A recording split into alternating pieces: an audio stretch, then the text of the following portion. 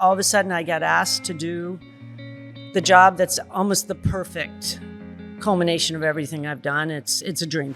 Now on the Epicenter of Women's Sports podcast, building the WNBA's next team. There's a lot of things are going to start to happen here fast, everybody. Portland Fire Interim President Clare Hamill opens up about the team's new vision. It's going to start with how great this is going to be for the players. Why now?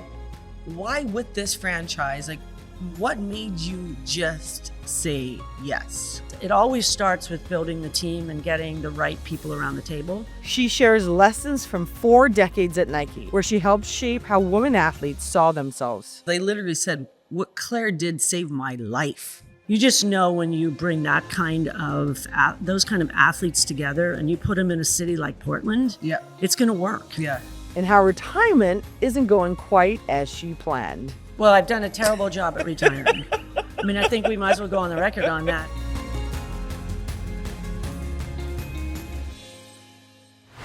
Okay, Claire, Great. I'm so pumped for this because, you know, on my walk this morning, I was kind of reflecting on what this conversation was going to be like. And it dawned on me that we've kind of talked about it, but we are literally dreamers living our dream life. You know, for me, I never could have dreamt of this, but basketball was my first love, right? I saw a woman who looked like me on television and I knew I wanted to be an Olympian. So my first dream was basketball, but then soccer became my avenue to making that happen. And now we've talked about you going to Fire games with your daughter, you know, over 20 years ago when you'd have 8,000 people in the stands. And that version of Claire would never have dreamt of this. So we're literally living our dream job. So talk about what it's like to be living in your dream in a moment. Yeah, no, it's a good way to put it. I often say when I was 5 or 6 years old and all of a sudden realizing I was going to play sports all the time and then all of a sudden I'm playing basketball.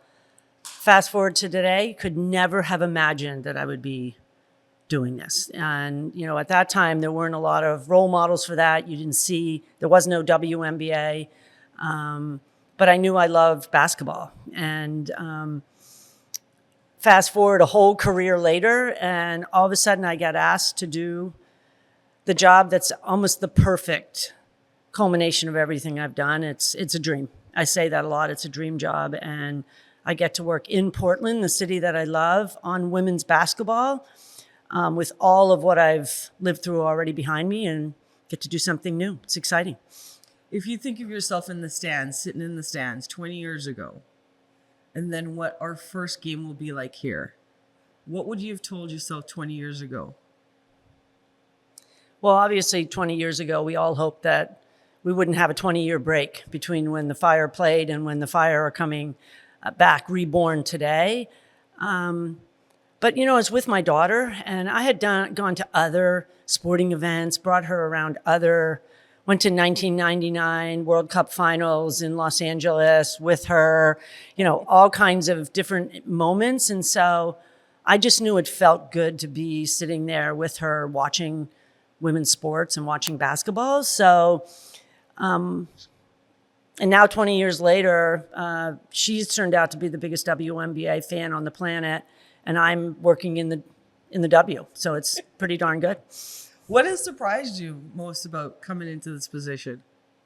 I don't know if it's exactly a surprise, but the thing that's been so amazing and is at a higher level than I even thought was how excited everybody in Portland is about the W coming back. And I mean across all types of people. You know, I think we say, you know, women's sports is powerful in Portland, and it brings people together, you know. But wow, it really does. I think that everybody's talking women's basketball. Like I don't go more than a day with somebody, 10 people not asking me, is Sabrina Ionescu going to come back here? I mean, people like my dry cleaning people. Like, is Sabrina coming back? Is Sabrina going to play here? I mean, who's coming to Portland? When's the first game? I mean, I'm in Zupan's Market. I'm getting asked it by the guys in the produce area. I mean, everybody is talking about it. And they know they have something special here. We know that. We've seen it with the Thorns. We know what we're trying to do. But I didn't really think all of a sudden I was going to be like the most popular person in Portland. So talking about that, like you basically were like, listen, I'm retired. I remember our first conversation, it was in Palm Springs. Yeah. You were at home just chilling, right? On my way to the golf course, I think. But yet, I mean, I when doing my research on you, you had this like leadership philosophy of like just saying yes, right? And so here comes the situation and you decide to just say yes. Why now? Why with this franchise? Like, what made you just say yes? Yeah, it's a good question. I think over the years, that philosophy of saying yes has served me well. And, I think I have a strong internal filter set that I use when I get asked to do something, but it doesn't take me very long to say yes. And when I retired, I said I wanted to do something to have an impact in Portland, and I wanted to work in women's sports. I think that took about 2 seconds to say yes when Lisa sat down with me and asked me if I wanted to be the president of the Fire. And it brought those two things together so quickly.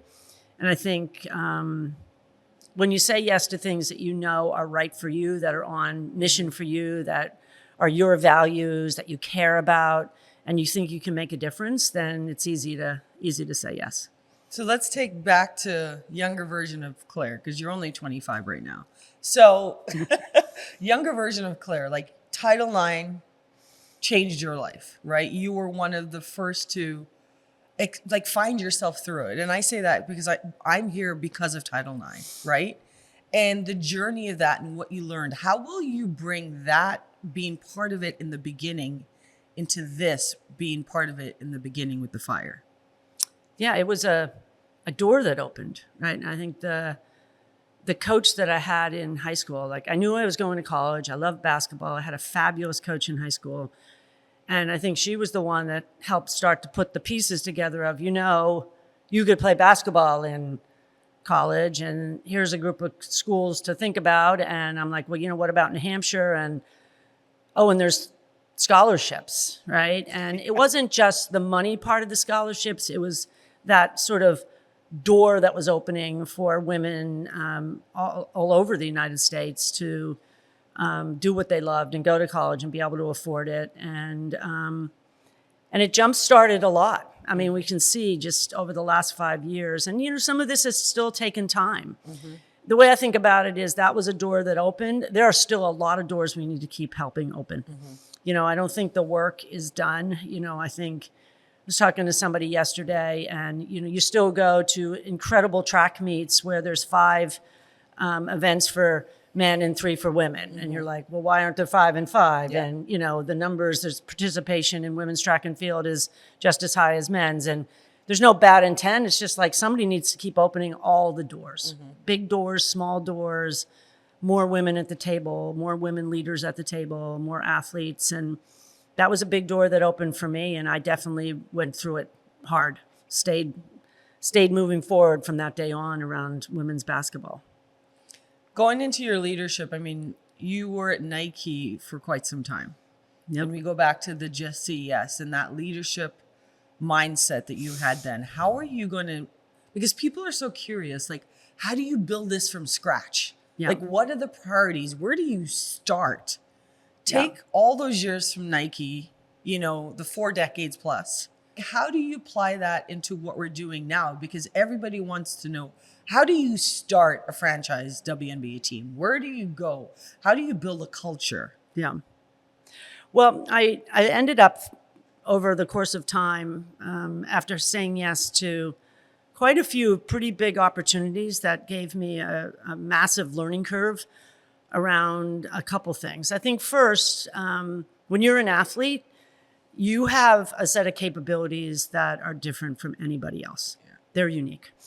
And so you start from a position where you understand how to build teams. Uh-huh. You want to win. You're competitive. Mm-hmm. You work hard. You know how to lose. You're resilient. So you match that up with getting experience, and it becomes almost your operating model. And I started to build that. And over the last 20 years of my Nike career, anything I got put into, I went back to that. Okay, so I'm going to start by putting the best team at the table. And so this is what we're going to do here at the Fire. We're going to put the best team at the table. You know, we're starting to do that right now. You're going to get to, we all know this from being athletes. We're going to build one playbook so that everybody's working off the same playbook. We're going to do it together. We're going to define success. Yeah. We're going to measure it. And we're going to make a difference.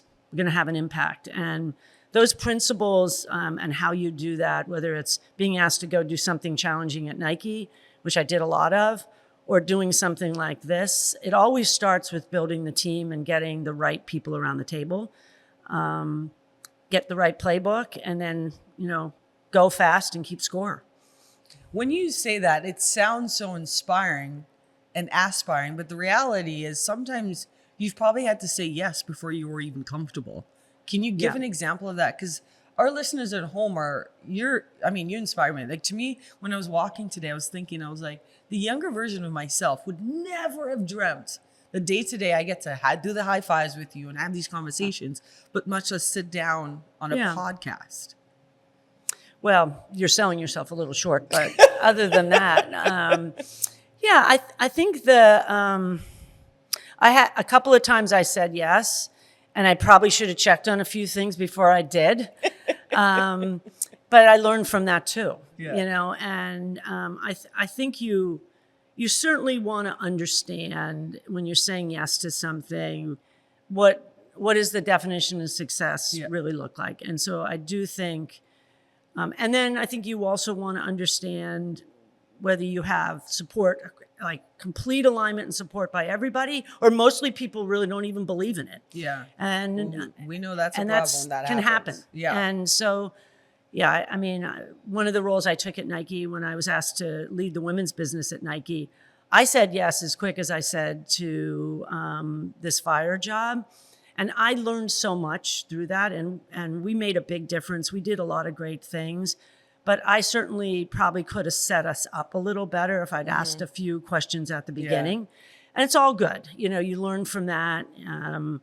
You know, sometimes you're a little ahead of your time. Sometimes you don't quite know everything you needed to know, but you just keep building on it. And by the time I got into the back half of my career at Nike, and now I'm pretty good at lining up what it's going to take to be successful, and, you know, not with everybody, but with the people that really matter, judge success on. And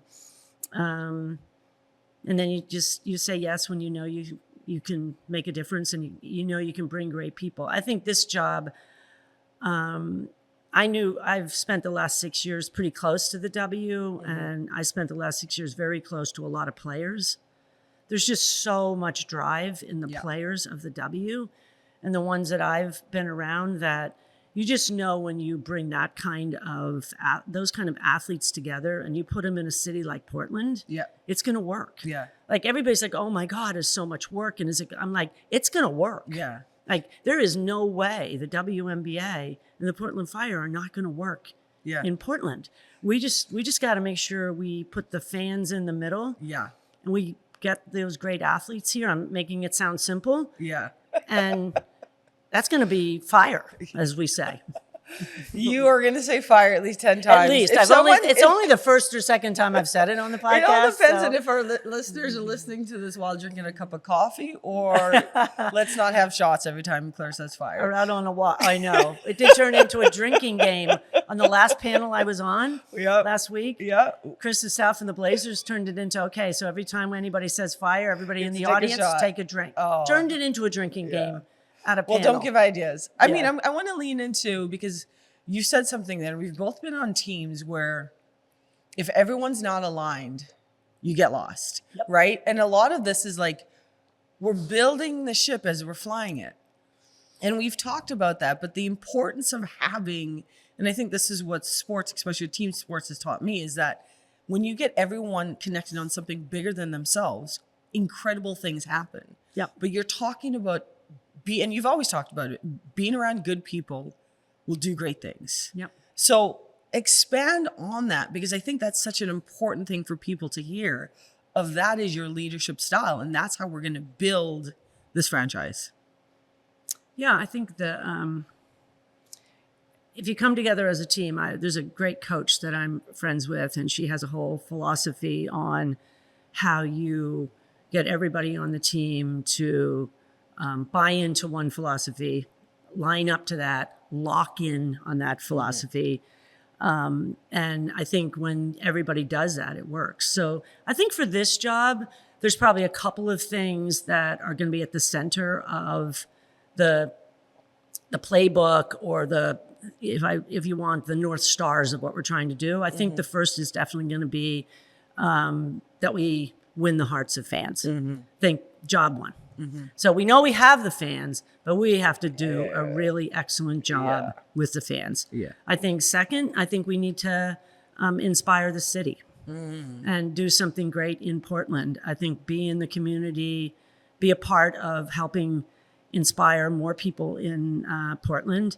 And I think if we do those two things, all the other metrics around filling the arena and selling merchandise and will come. And I think the other thing that'll happen if we do those first two is everybody's going to want to be a part of it. Like whether you're a big partner who's got their name on the jersey, or you're a small person who just started small business person who just started their own business, or you've just been dying to be involved in something, I think we'll be able to pull people in a powerful way. So, but couple of really strong things that you just almost check back with. Like, is that helping us do those two things? Yeah. Yes or no? Yeah.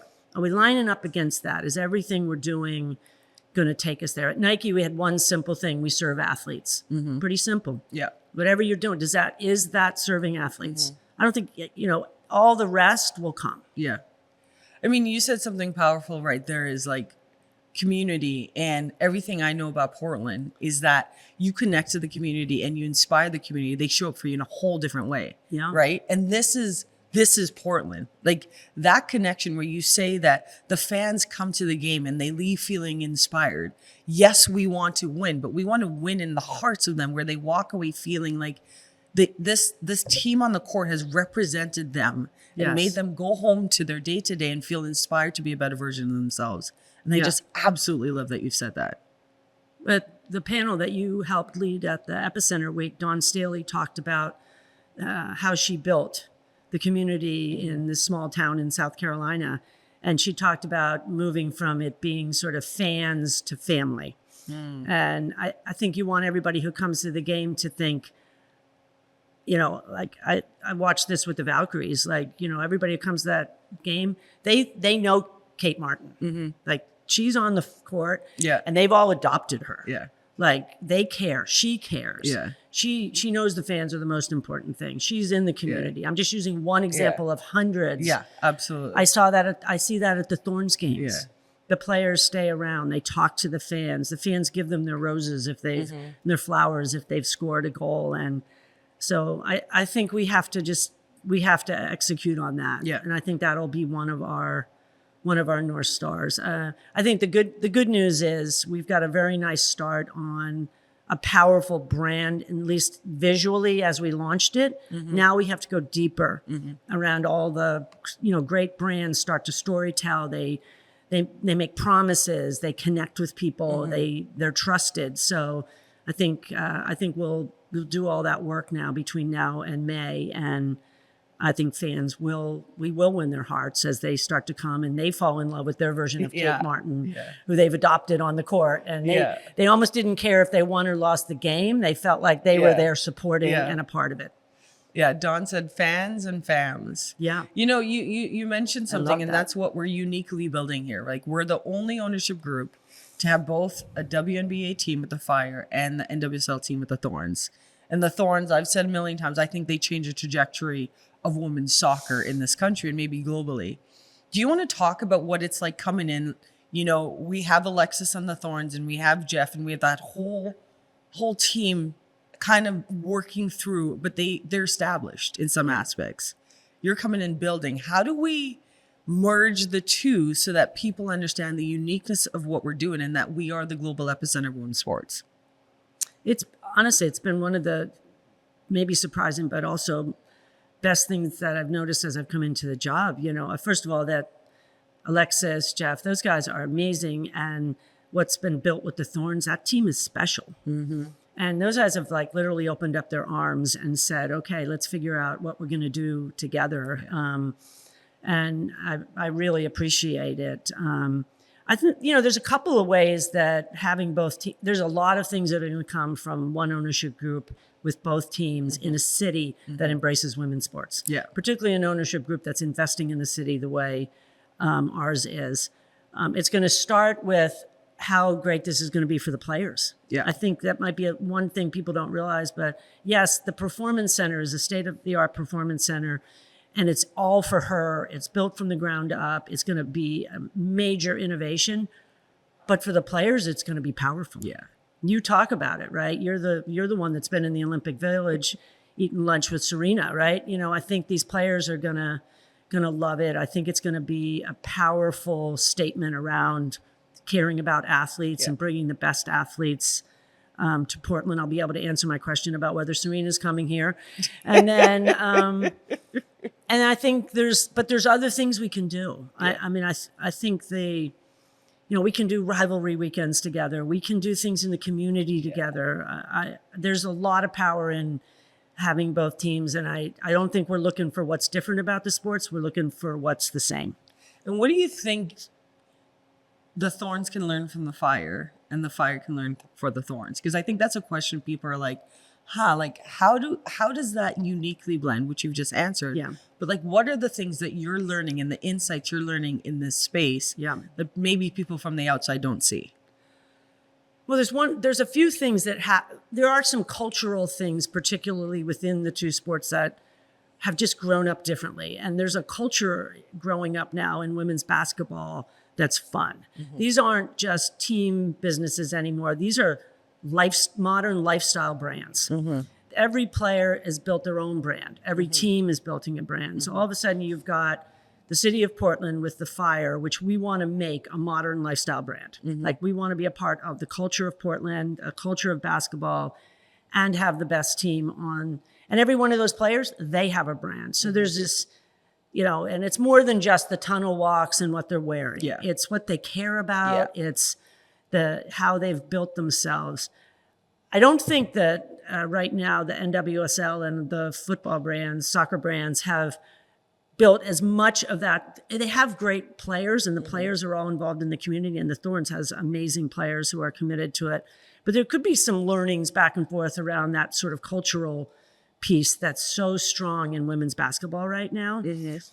I don't know, maybe one example. I see a lot of things that happen in the culture of women's soccer that I think, wow, that would be fun. Like, one of the things that's different is there's not a mascot culture in women's soccer. Yeah. I'm like, well, why isn't there a mascot culture? But then there's this whole thing where people like shoot off cannons in the stands and flames, and like there's this whole other set of rituals. There's rituals before the game. The singing through the entire game. Yeah, like a chanting song, and the fans staying around after the game doing a whole thing with the players, and there's a whole ritual of getting to the game. There's a guy here who's bike bus. Yep, and we do bike buses. Bike bus guy called me. He's like, we do this whole thing where everybody bikes to the Thorns game, and we should try it for the Fire. I'm like, absolutely, we should try it. So I think there'll be, I don't know, I see the culture.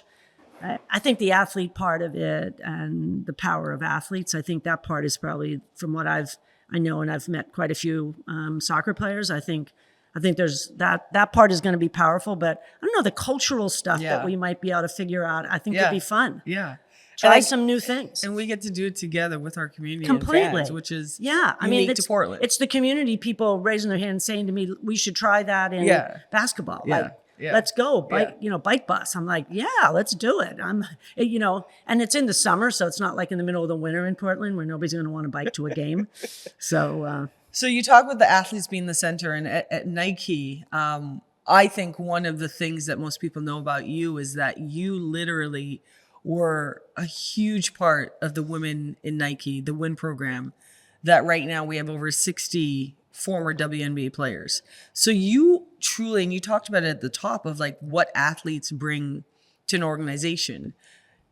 Can you expand a bit more about that program and how you'll take that into making sure, I think the stat is 94% of women in C-class suites are about all played sports.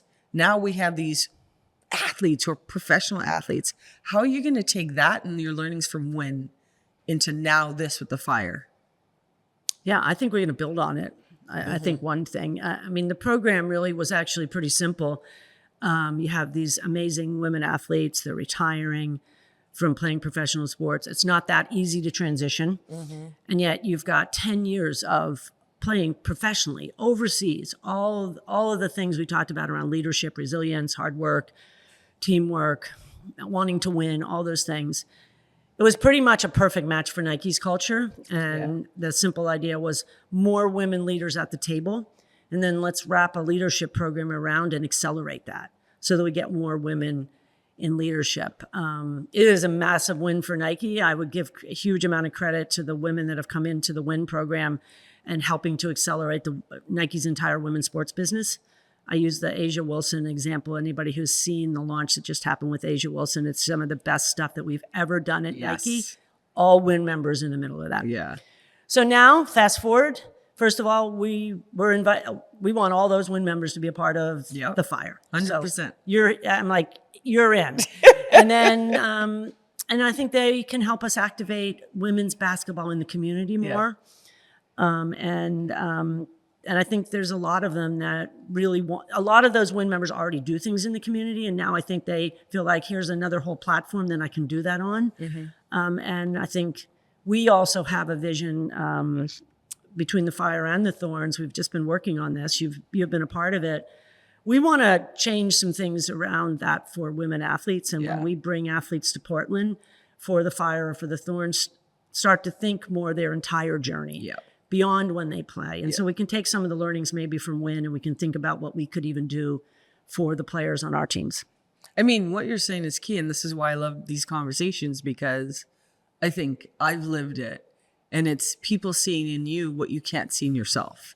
And this is where you see the athletes, you see these female athletes as these beasts and these people who are doing inspiring things. But that transition is so hard because it's hard to see yourself as this successful athlete in this world. And what we've been talking about is making sure these athletes see themselves long-term here, see their home here, where it's not just, okay, I'm here for a season or two, but I want to build a life and a life after. And you've literally lived that, led that. And I'm excited to see what we do on the Fire. I think it's incumbent on us to do something. Like, I just think this is our responsibility. We are going to do something with this. We're going to make the journey and the transitions for the athletes that come to play on the Thorns and the Fire. Even if they leave here, we're going to say, come back home. Come back. We are committed to you. We've been saying it's almost like a welcome home. It's your home. It's Portland. And we think we want to do some things differently. And I think it's going to be great already having this many retired players here, both WNBA and track and field athletes at Nike. There's a few other retired W players that are in the area.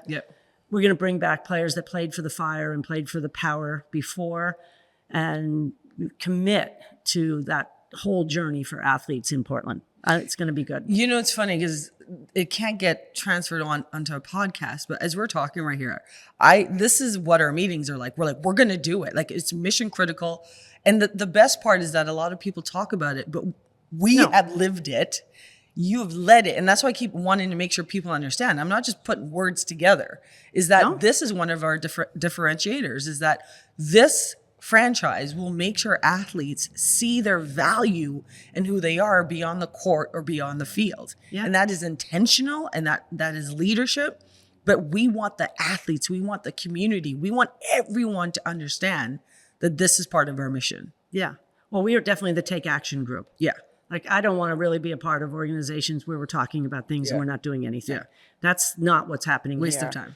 No, and I think it is a waste of time, but and it's and we have the platform that we can do it on, right? We have the ownership group, we have the people. We're going to have the people. We have already the start of that, and we'll have the players that want to come to Portland because it is different and they want to play here and they want to be a part of something special. And that's why those players came to Nike. They're like, you guys are opening a door for me that I didn't quite believe I could go through, but you're believing in me, right? And yesterday, I was telling you this earlier, I did something with a whole clinic around girls sports in Portland yesterday. And Shannon Box, who played for the Thorns and national player, and I mean, you're just royalty, soccer royalty, soccer everything.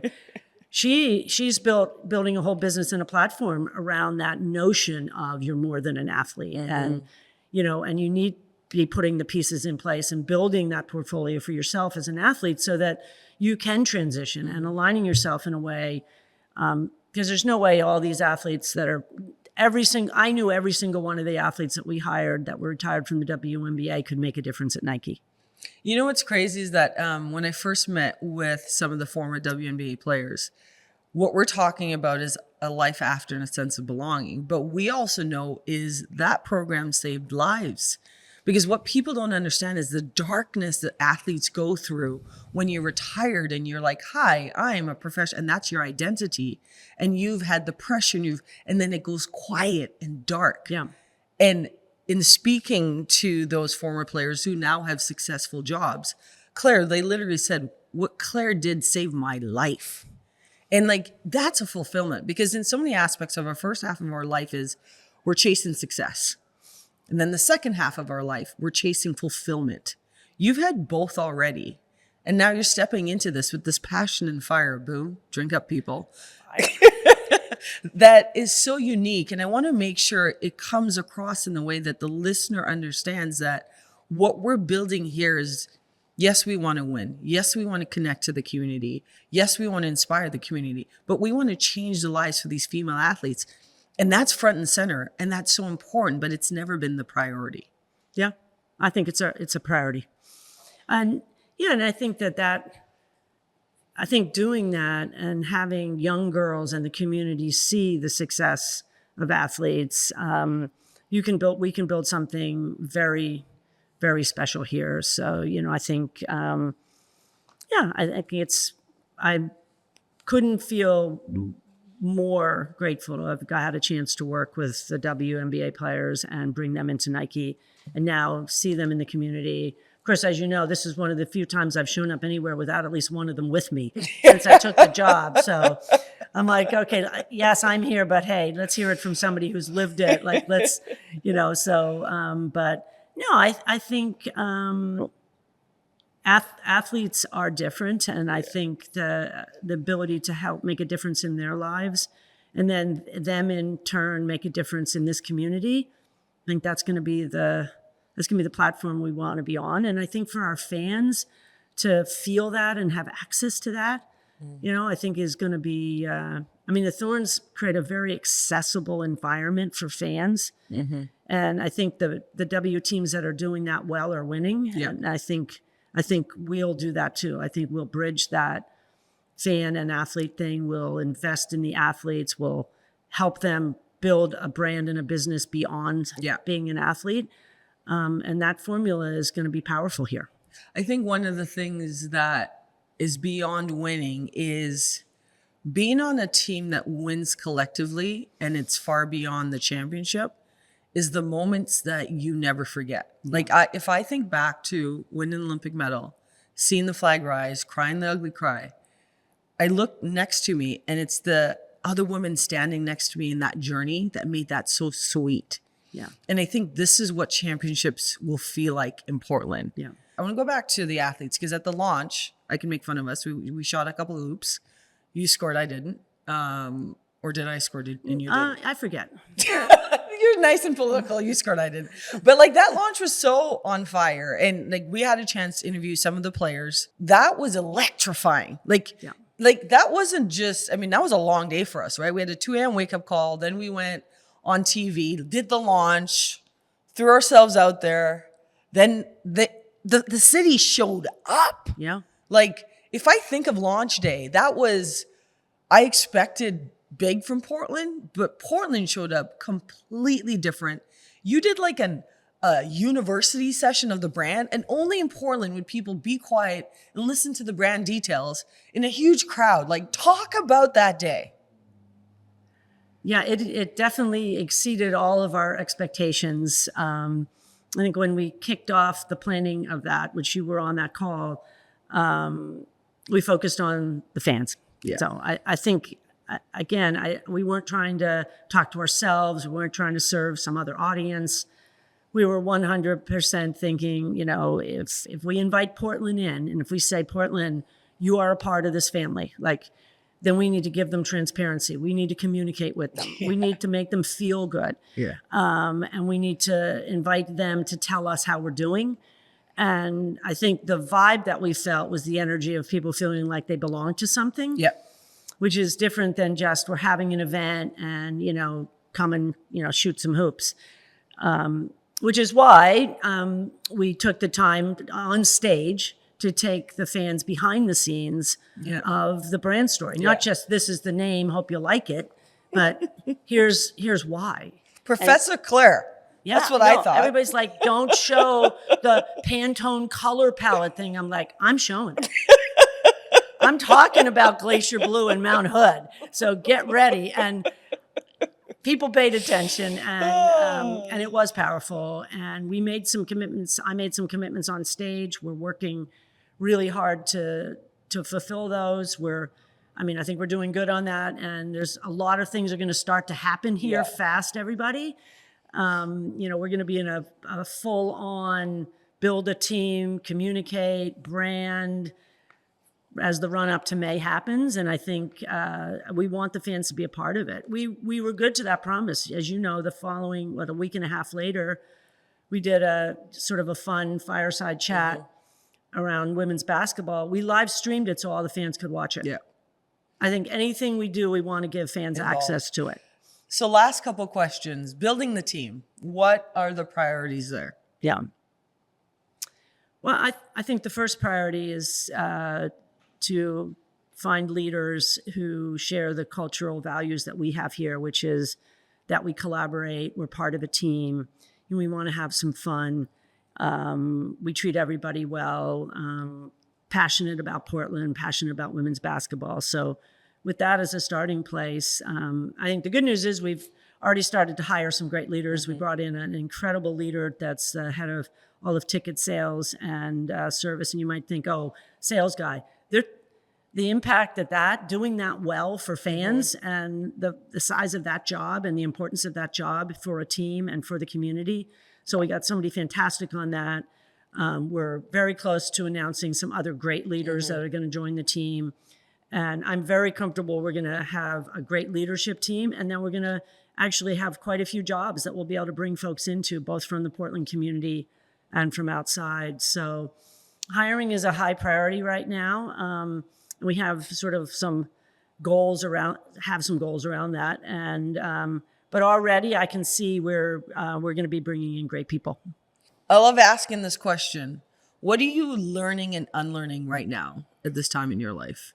I'm learning how powerful it is when you care about something and you believe in something to just be able to stick with it, because I've definitely jumped into something where I was unfamiliar with a lot of things, but I'm a fast learner. So I figure, if I know that I'm in it for the right reasons, it's going to work out. I don't know about unlearning too many things. I've always been pretty fast learner and pretty quick to pivot. And so I think you're unlearning how not to retire. Well, I've done a terrible job at retiring. I think we might as well go on the record on that, even though my daughter tells me I've now got the perfect retirement job. I'm not sure what that means. It just means she wanted me to do this, I think, basically. But, my daughter's always been a strong, powerful beacon for what I cared about and what I wanted to do. So that's definitely a big part of why I feel so good about doing this. But yeah, I think I put everything that I've learned in the career I had at Nike, which was amazing. And then I show up in the morning, I think, apply the things that work and then learn the things you don't know and listen. But don't be afraid to move. So I'm not going to get everything right. We're going to make some mistakes. Yeah. We're not going for perfection here yet. We're moving. Yeah. And so sometimes when you move fast, which I'm a little bit known for, you make a few mistakes, but they're all out of the right reasons. Yeah. And so we're just going to keep moving. I think one of the things that is part of me enjoying being on this team with you is you talk about your daughter. I have a 5-year-old daughter, and you talk about, like, it's almost like I can see my daughter in the future through your lens. Yeah.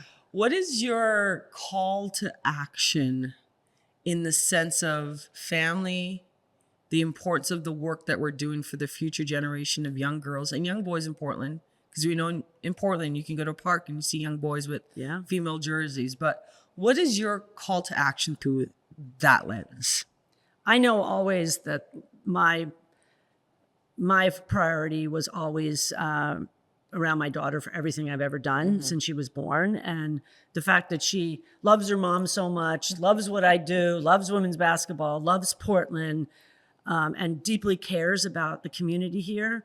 That's been a great North Star for me. I love that Paris is with you when we go to games and comes to things. I think we want our ownership. The parents are here. Yeah. It's family. Yeah. You know, I think we want to be about family. We want to, reflect out to the community that we care about that. We want the players to reflect out to young girls and young boys that this is the kind of thing that they can do and this is how it feels. So it's been, I don't know a life where I wasn't every day talking about my daughter at least 3 times, or she wasn't calling me at least 3 times. And just for the record, when they're 5, they're a lot of work. They still call you when they're 30. So, I love it. Yeah. I hope she does. Yeah, she will. I think she will. She will. She's going to be watching you.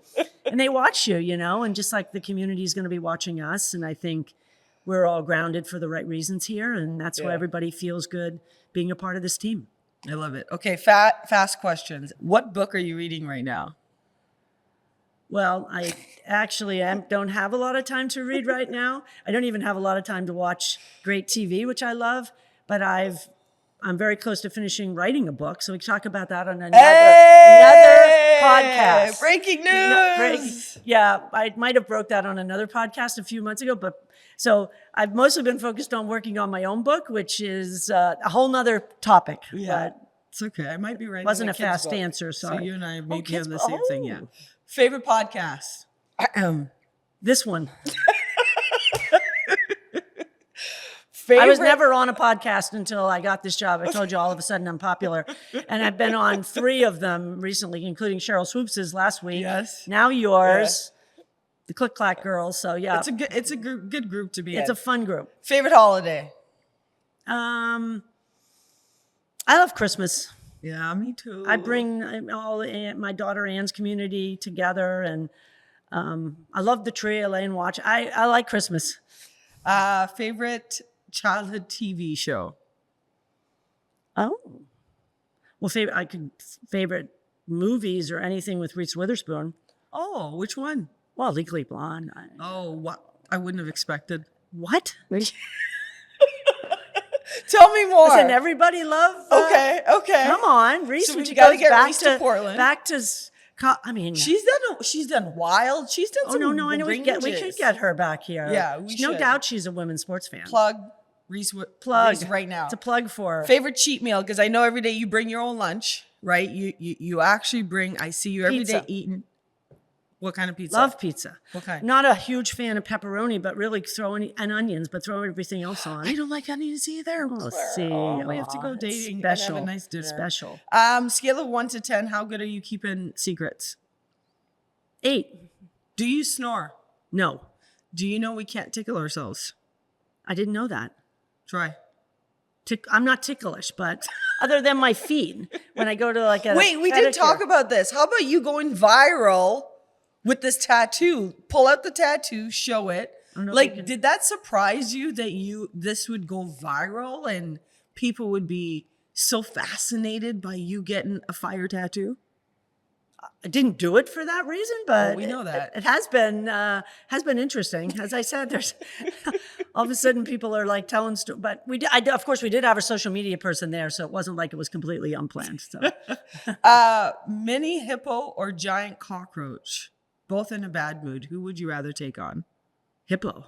Why? I don't like bugs of any kind. Sour Patch Kids or Swedish Fish? Oh, both. I like I love candy so much that I actually had to stop eating it Yeah. a few years ago, but A few years ago. Swedish Fish, bro. Favorite song? Anything Lady Gaga, probably. Born This Way. I love Lady Gaga. Born I got This to see her Way. live in Rome I know. in a park. I saw her all once, a cappella. little small place down in Austin at South by, and I love Lady Gaga. Anything with her, but yeah, she's my. Final my thoughts to our listeners who are ranging. Do you think Lady Gaga's going to hear this and then she'll know? Oh my God! And then if she'll she would. connect. She'll reach out to me. If she reaches out to you, can I be there? When Yeah, you meet? I hope that happens. Okay, yeah. Yeah. I feel like between Portland Nation and WNBA, we can get Lady Gaga to come to our opening game. Come on, Portland. Come on, Nation. Let's Somebody make make that happen. Yeah, come on. Katie Lang lives here. Well, Katie Lang's going to be there. Well, that is no. She's the biggest sports fan in Portland. So Fun fact. So Epicenter Week, Katie Lang came to our dinner and whatnot. And I'm like, and Claire was like sitting there. She's like, is that Katie Lang? I was like, yeah. And yeah. massive fan of hers. Yeah, me too. And she's Portlandian.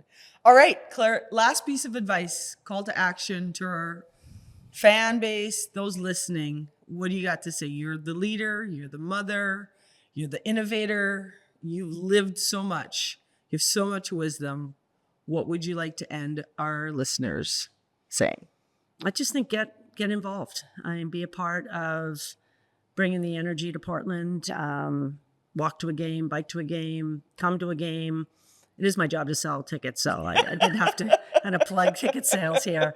But yeah, I just think watch the W, get involved, bring somebody to a game, bring somebody you know would be inspired by it, and just join the party. Woo! And take a shot. All right. Thanks, everybody. Thanks, Claire.